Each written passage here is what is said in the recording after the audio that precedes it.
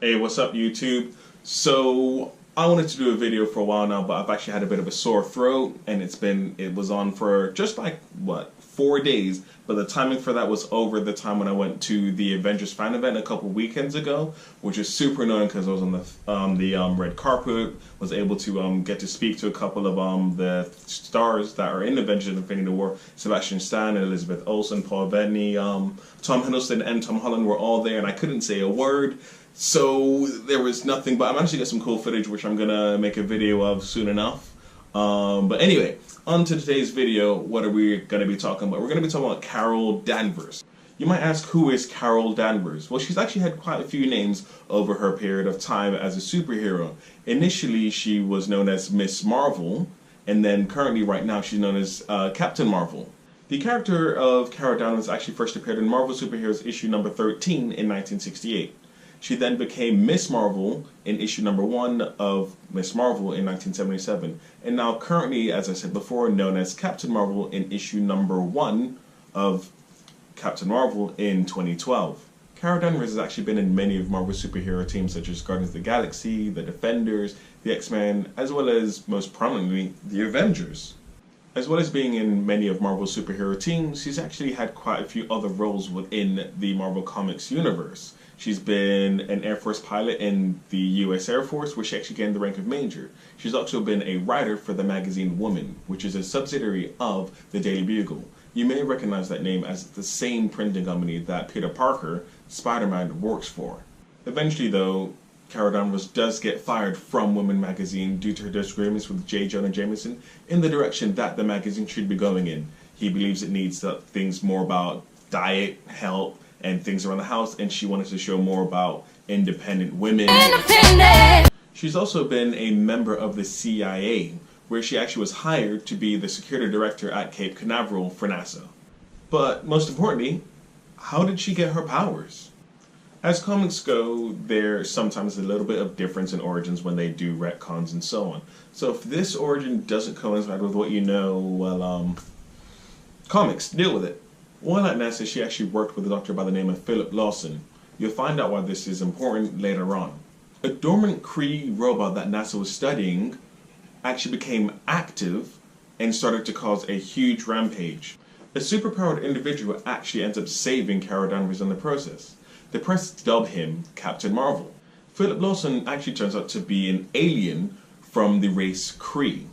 He's a Kree agent by the name of Mar-Vell, which kind of gives the name Captain Marvel a simpler meaning. It was an easier time for naming conventions back in the day. However, within comic book continuity, the reason for this similarity in their name is that when he's announcing his name as Mar-Vell, the press mishear him and call him Marvel, hence Captain Marvel. So it's okay in the comics itself. Over a period of time, Mar-Vell and Carol actually become a couple, and as we know, nothing lasts forever in comics, especially couples. A villainous Kree by the name of Yonrog actually uses Carol as bait to lure Mar-Vell out. Yonrog is actually using forbidden Kree technology, which is called the Psyche Magnetron.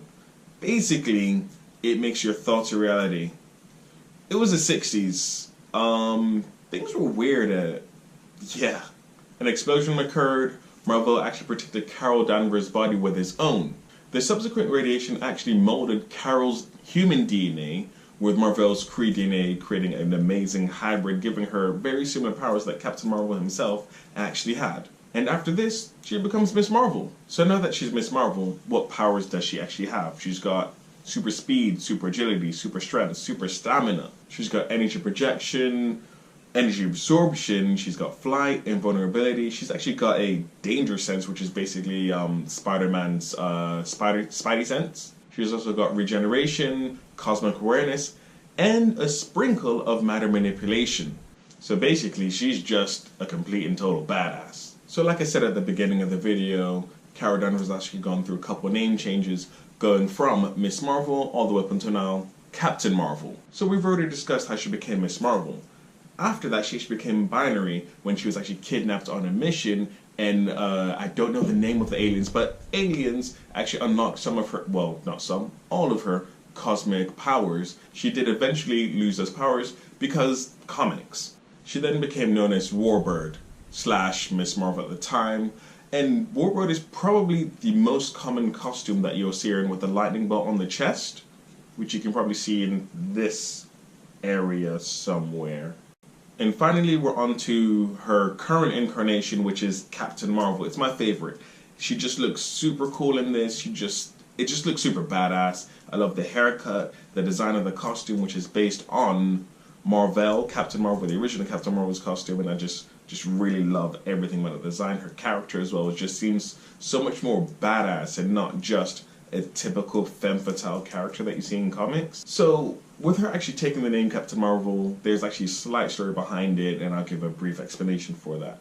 So long story short, she was speaking with Captain America, who said she should take the name. This is after the original Captain Marvel dies through, he passes through cancer.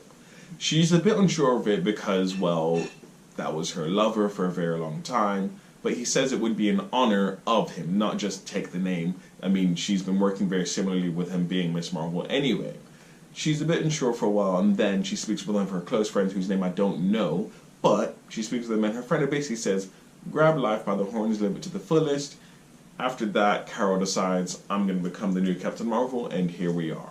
Now that we've actually done her origins and her name changes throughout the years, what about some plot points that you can see in the Captain Marvel movie and maybe some other MCU movies further on down the line?